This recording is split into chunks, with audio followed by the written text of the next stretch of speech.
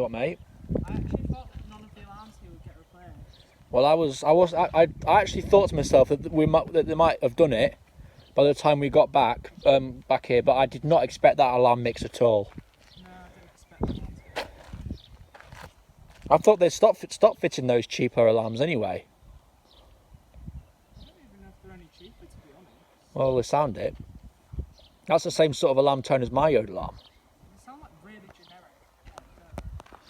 I know, they sound like the old ones, don't they? Yeah, like Ware. Yeah. Well, now Ware's got a mix, hasn't it? Yeah, it's got E2S and one of them. And Yode alarm, yeah. When you went, it had both of the original alarms, but one was quiet and the other was... One was dead when I went. No, The first time I went, they were both working, but the second time I went, one of them was dead, the second one was working. But now they've fitted a silly E2S alarm there.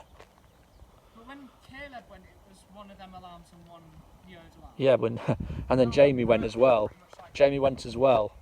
That alarm broke, like, it was hardly there at all and it broke. You what, mate? I don't even think it was in for a year, was it?